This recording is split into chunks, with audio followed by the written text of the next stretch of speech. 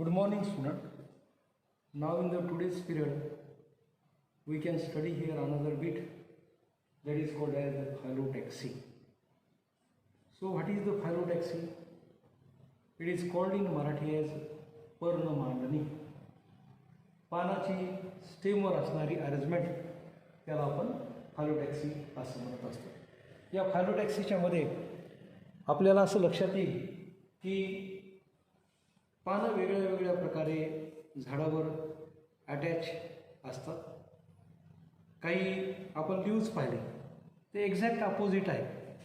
काही गोलाकार आहेत, काही एक एकटे पान आहेत. So we know that phyllotaxy it is nothing but it is the mode of arrangement of leaves on stem is called as phyllotaxy. Now see here in the phyllotaxy we have to study here the different types. Take example of hibiscus ज्याला आपण जास्वंद म्हणतो. या जास्वंदाच्या मध्ये हे कांडे आणि हे Tipre nodes internode. एका साईडने एक लीफ, दुसऱ्या साईडनं दुसरं, तिसऱ्या साईडनं तिसरं. when the leaves they are produced in alternate manner, एक आड एक, then it is called as the alternate phyllotaxy. See here example is hibiscus जास्वंद, त्याला आपण पर्णमांडणी असं म्हणतो, ज्याच्यामध्ये एका आड एक नोडपासून अल्टरनेट लीव्ज निघतात. या फायलोटॅक्सीला आपण अल्टरनेट फायलोटॅक्सी असं म्हणत असतो. Now see here there is another type. One is alternate type, second one is opposite type. What is the meaning of opposite? विरुद्ध बाजूला. whenever leaves are produced in alternate manner, sorry, in the opposite manner, exactly opposite. So from the node, that is the opposite phyllotaxy. This opposite phyllotaxy is further divided into two types. What is the opposite phyllotaxy?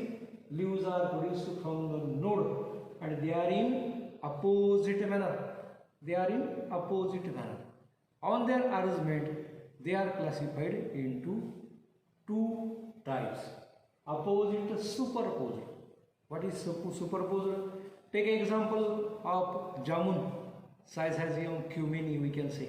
जांभळाच्या पानामध्ये झाडामध्ये आपण पाहतो त्या फांदीवर एक pair खाली येते, त्याच्यावर दुसरी pair नोडवर, त्याच्यावर तिसरी pair. So the pair of leaves they are produced in opposite manner and that is called as the opposite superposed type. See here on the blackboard also you will find that their opposite superposed type is given there. Then the second is opposite decussate. See here there are two types of opposite phyllotaxy. Opposite superposed, they are in single plane, नोडवर एकानंतर एक असे, पण त्या opposite मॅनरमध्ये जोडी पानांची येते. दुसरा टाईप अपोजिट डिक्युसाइट. आपण कधी रुचकी पाहिली, कॅलोट्रॉपिस प्रोसेरा, कॅलोट्रॉपिस जिजान्सिया, बायोलॉजिकल नाव आहे. एक जोडी स्टेमवर अपोजिट येते, त्याच्या वरच्या नोडवर एक्झॅक्ट राईट अँगल ट्रायंगलला आपल्याला दुसरी जोडी मिळते. त्यानंतर पुन्हा. So the pair of leaves they are in exactly right angle to the each other from the single node. Example is Calotropis, ज्याला आपण मराठीमध्ये रुचकी असं म्हणतो. रुचकी that is त्याचे पुन्हा दोन प्रकार. आपण जांभळ्या फुलांची एक आहे, त्यानंतर पांढऱ्या फुलांची एक आहे. Calotropis procera, Calotropis gigantea are the example of opposite decussate type of phyllotaxy. Third example type, one is alternate, second is opposite, third is whorled phyllotaxy. whorled गोलाकार. आपण एक्झाम्पल जर कधी पाहिलं तर कनेर, नेरियम, कनेरीचं झाड आपल्याला सगळ्यांना माहिती आहे. नेरियम ओडोरम, या नेरियममध्ये कनेरच्या मध्ये एका नोडपासून तीन लीव्ज निघलेले आपण पाहतो. 3 leaves are produced from each node and they are produced in circular manner. So that is called as the Horald phyllotaxy. Example is Nerium. So here the different types of phyllotaxy we are going to study. Number 1, alternate phyllotaxy. Example, that is the hibiscus, जास्वंद, एकाड एक node पासून leaves निघतात. Second, opposite, a pair of leaves are produced from the node. They are in opposite direction, but they are again of two types, opposite superposed. Example, jamun, biological name is the Syzygium cumini. त्या ठिकाणी आपल्याला एका node पासून एका plain मध्ये एक जोडीवर आपल्याला नोड पासून निघताना मिळते. या ठिकाणी अपोजिट डिक्युसेट, कॅलोट्रॉपिस, रुचकी. राईट अँगल मध्ये एक जोडी प्रत्येक नोड पासून एक आड एक निघत असते. That is the opposite decussate type. Example that is the रुचकी आपण म्हणतो, Calotropis procera. Now the whorled phyllotaxy, from the node 3 leaves or more leaves are produced from the node. They are also in circular manner.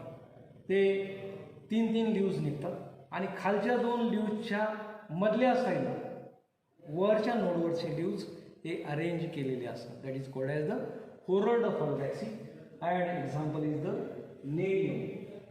ही पर्णमांडणी होती, phyllotaxy. Now today we have to go towards the another bit, that is called as inflorescence. त्याला आपण मराठीमध्ये पुष्प मांडणी असं म्हणतो. काय म्हणतो? पुष्प मांडणी.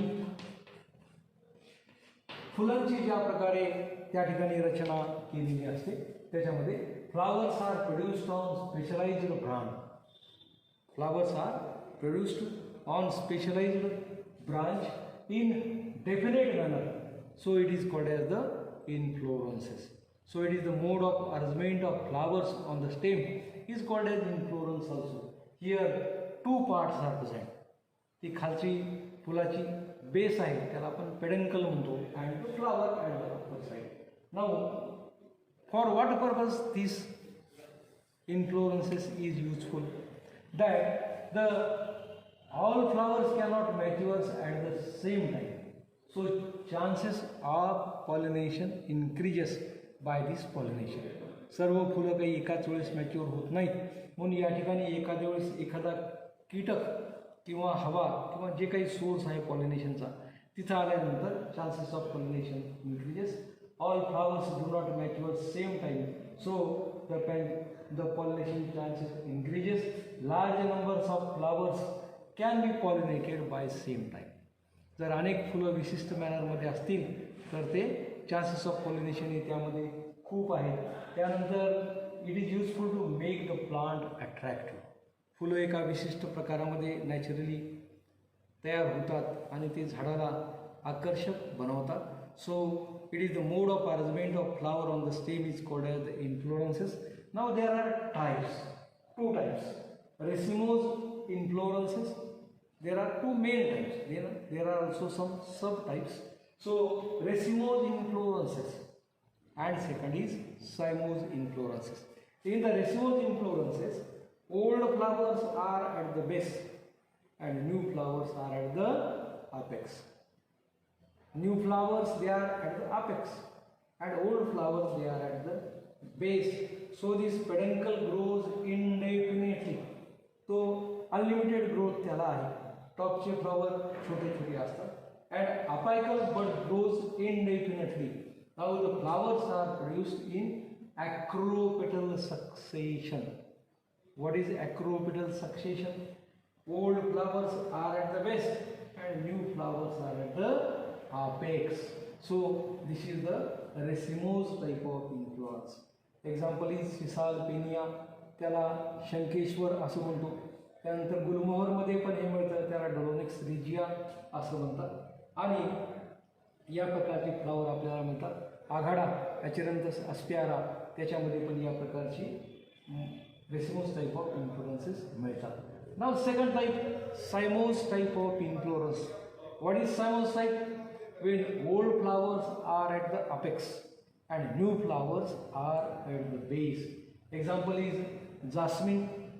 Then the peduncle growth is limited. Old flowers are produced at the apex and new flowers they are at the base. Flowers are produced in basipetal succession. Basipetal succession. Old flowers are at the apex and new flowers are at the base. Then the order of opening is centrifugal.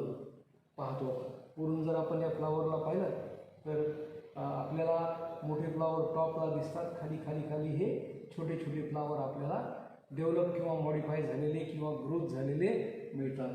So there are also two types of inflorescences. Inflorescence is the mode of arrangement of flowers on the stem.